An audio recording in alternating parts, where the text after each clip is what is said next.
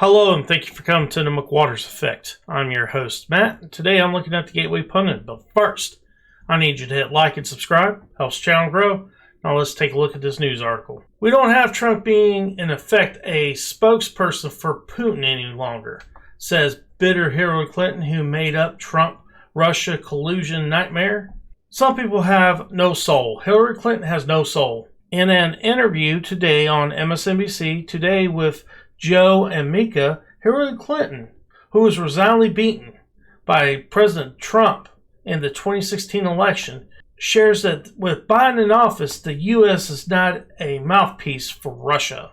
We don't have President Trump being, and in effect, a spokesperson for Putin any longer.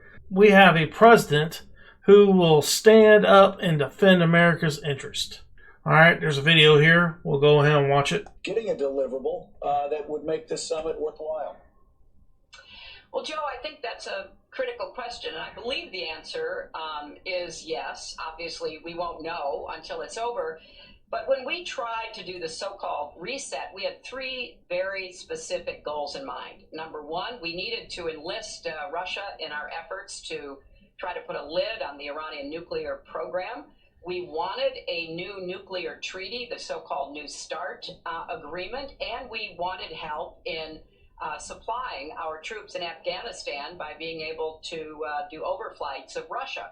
We got all three of those things. Now, there is a continuing challenge from Putin, because even when you get an agreement about something that you think is in the interest of the United States, he's going to continue to prod, undermine, and literally try to make our lives difficult, as we know.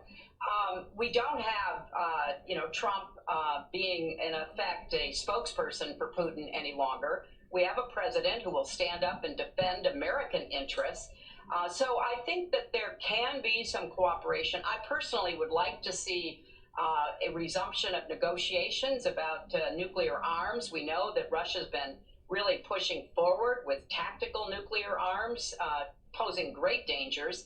I would like to see a process where Russia is involved in negotiations that I hope eventually would include China, because although we don't talk about it as much as we should, the threat of nuclear weapons and their spread, and I hope never their use, remains a key threat.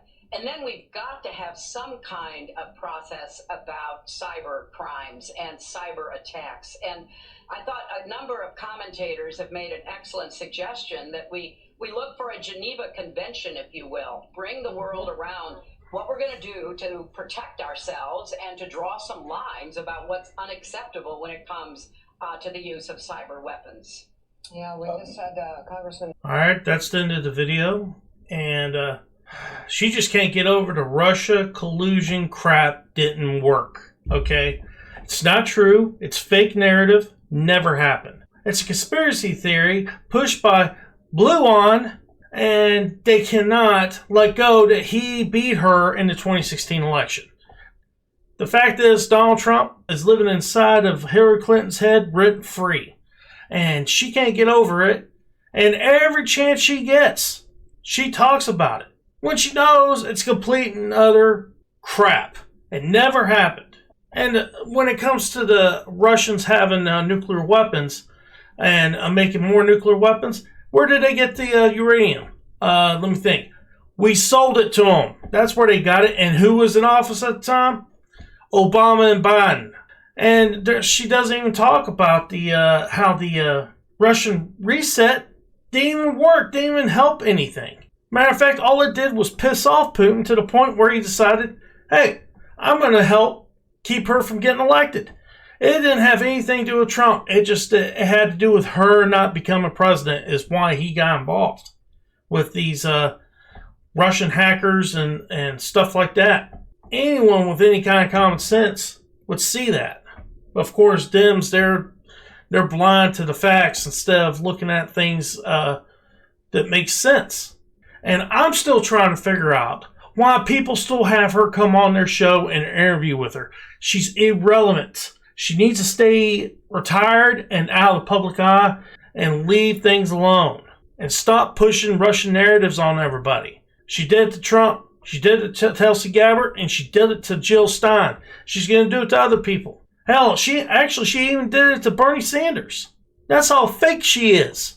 Anyone that's running against her, she's going to throw the Russian narrative against. But guys, that's my opinion. Hope you enjoyed the video. Please hit like and subscribe. Helps the channel grow. Peace.